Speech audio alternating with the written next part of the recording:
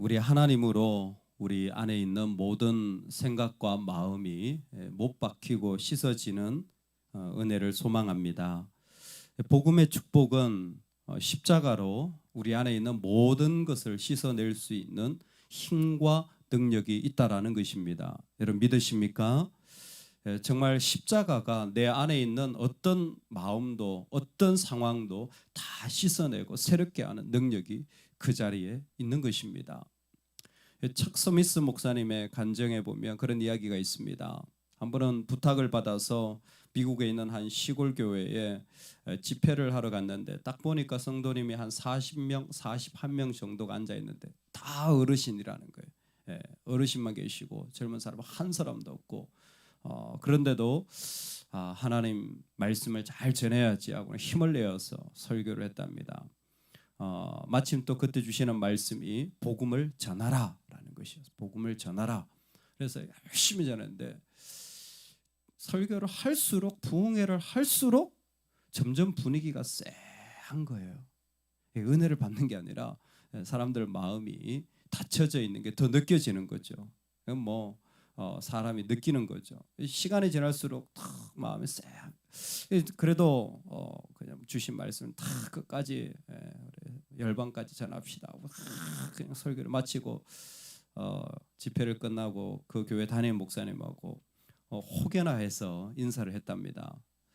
아니 이렇게 말씀을 전할수록 좀 이렇게 마음들이 이렇게 열려지지 않는 것 같아서 좀 그렇다고 뭐 그냥 그러고 인사를 했는데 담임 목사님이 이렇게 허리를 굽혀서 목사님 너무 죄송합니다. 근데 사정이 있습니다. 왜 그렇습니까? 우리 교회 공동묘지가 30개밖에 안 남았는데 성도가 40명이라 지금 공동묘지 경쟁이 붙었다는 거예요. 사람이 들어오면 자기 공동묘지 빼앗아 갈까 봐 아무도 못 오게 한다는 거예요. 할렐루야. 교회 성도가 공동묘지 30개밖에 안 남아가지고 40명이 서로 지금 눈치를 보고 있다는 거예요. 10명은 공동묘지를 못 가지게 된 상황인데 새신자까지 오면 복잡하다는 거예요. 여러분 우리 마음에 왜 저 사람은 저런 걸 가지고 있지?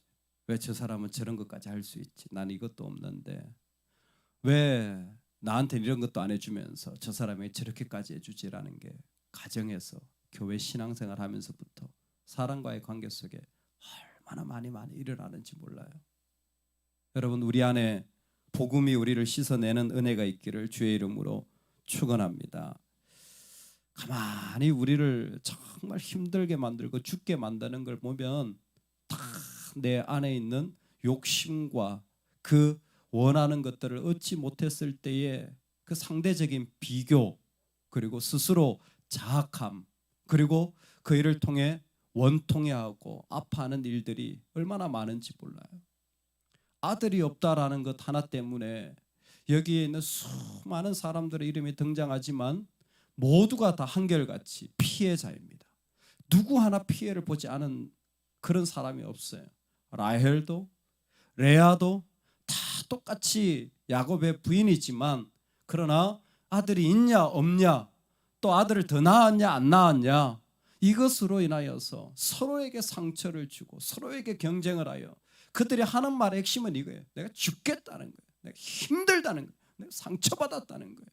그러니까 그 아들 없는 이 어려움으로 대안을 찾아내는 게 뭡니까?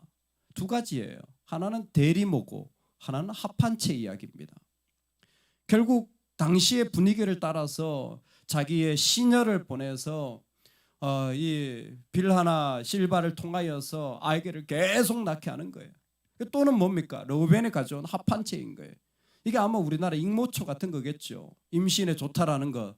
그런 어떤 걸 가져오니까 또 이걸 또 뭐예요? 라헬이 또 빼들어 가가지고 또 남편을 또 레아에게 보내고 그래서 또 레아가 또 아들을 낳고 하는 이 모든 이야기가 그래서 아들이 막 생기는 것 같아요. 그래서 어떻게 보면 또 자녀를 출생한 것 같아요. 그런데요, 이 이야기의 핵심은 한 가지입니다. 진짜 사는 자리는 합한 채를 가지거나 내가 아들을 얻거나 아니면 내가 원하는 것을 소유한 때가 아니에요.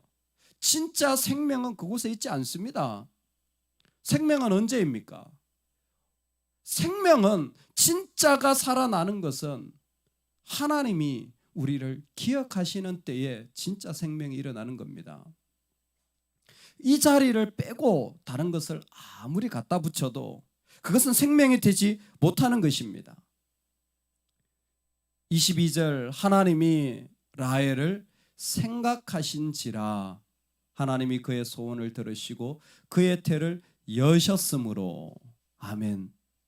하나님이 라헬을 기억하신지라, 즉 무슨 얘기냐면 라헬이건 레아건 생명을 얻은 것은 대리모나 합한채 때문이 아니라 하나님의 그 언약의 신실하심 때문에 그들이 생명을 얻게 되었다라는 것입니다.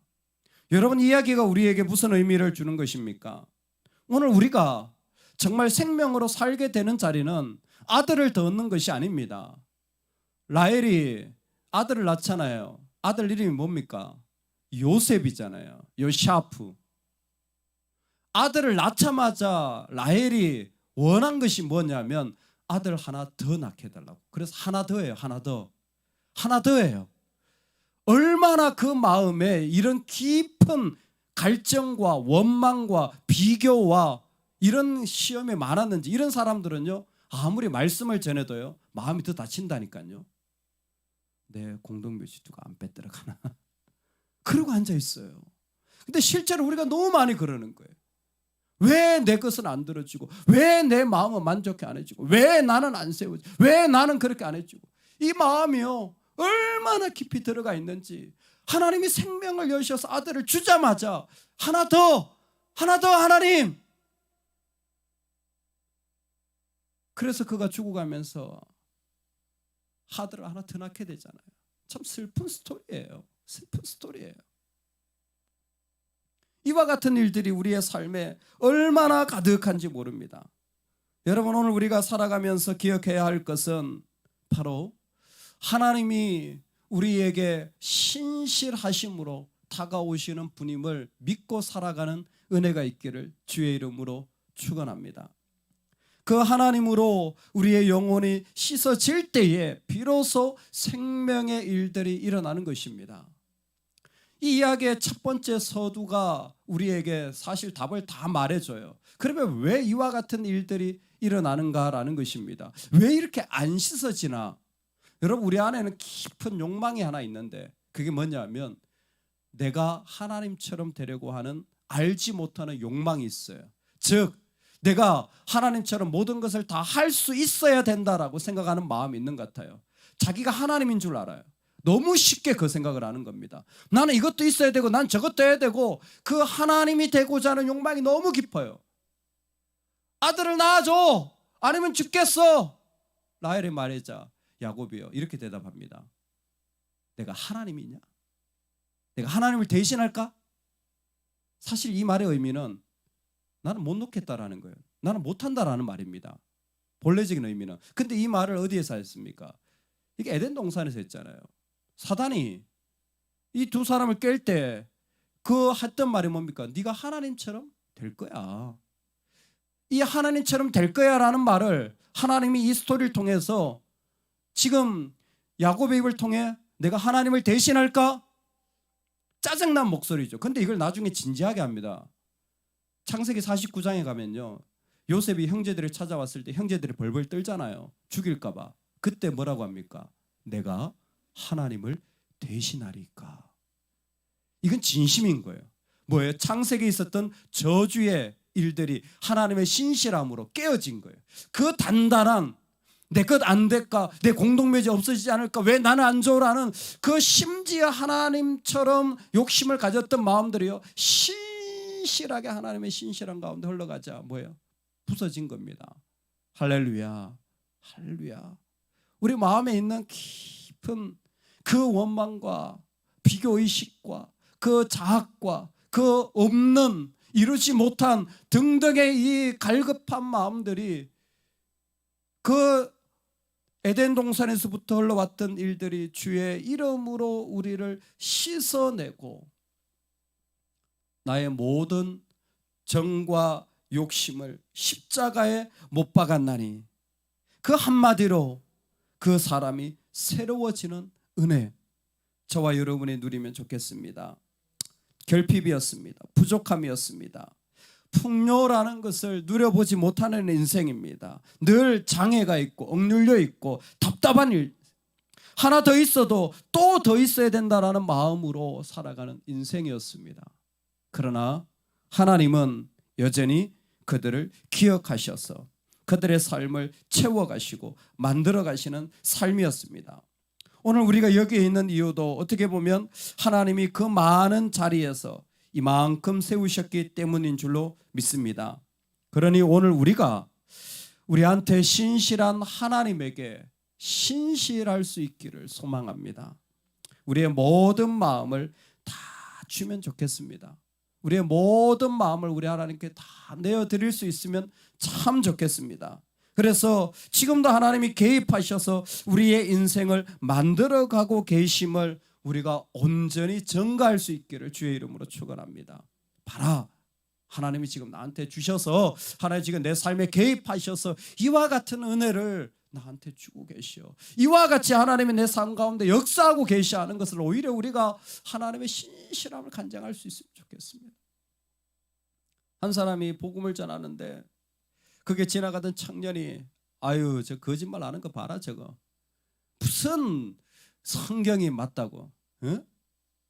내가 그 보니까 뭐 물이 포도주로 바뀌었다는데 그 어떻게 믿냐고. 대학생이 그러니까 그분이 뒤로 돌아서서 학생 이리 와보라고. 물이 포도주로 변한 거 못 믿겠냐고. 하나님은 그 반대도 하시는데 포도주도 물로 바꾸시는 분이라고 무슨 말도 안 되는 소리를 하냐고. 그러면 내가 증거를 보여주겠다. 이 자리에서 보여주겠다고. 저기 저 마을에 가가지고 집 스미스라는 사람이 누구인지 한번 찾아보고 그 사람에 대해서 물어보라고. 그런 사람들이 이렇게 얘기할 거라고. 그 사람은 하루도 술 안 마시고 산 적이 없는 사람이라고. 술주정뱅이라고. 근데 그 사람이 예수 믿고 술 마시는 게 아니라 물만 먹고 살고 있다고. 그 사람이 나라고. 미국의 유명한 집 스미스 목사님 부흥 강사예요. 뭐 물이 포도주 되는 거예요. 그게 포도주도 물로 변화시키는 분이에요. 여러분 우리가 이런 간증을 할 수 있으면 좋겠어요. 하나님이 나에게 주신 은혜요. 하나님 나에게 주신 이 메시지가 있어서 내가 살아갈 수 있습니다. 오늘 그 하나님의 신실함을 십자가로 다 씻어내고 증언할 수 있는 은혜가 우리 모두에게 충만하기를 주의 이름으로 축원합니다. 아멘. 좀 기도하겠습니다.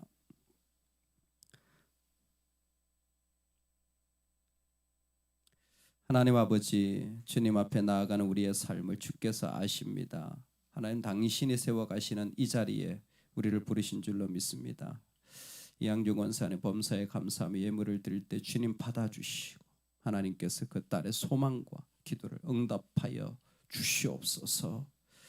이 아침에 우리 다 같이 한번 기도합시다. 우리 기도할 때 하나님 오늘 내 안에 결핍과 억눌림과 부족과 비교와 원망과 깊은 그 불만족의 마음들이 있다면 주님 씻어 주시옵소서. 내 안에 하나 더 또라는 늘 이런 억울한 마음으로 말씀을 듣고 억울한 마음, 힘든 마음으로 예배해가고 힘든 마음으로 가정해가는 것이 아니라 십자가로 다 씻어내 하나님이 우리를 기억하시는 줄로 믿습니다. 오히려 내가 그 하나님을 증거하는 하루가 되도록 은혜 내려 주옵소서. 우리 주여 한번 외치고 간절한 마음으로 우리 기도하며 각자 기도하겠습니다. 주여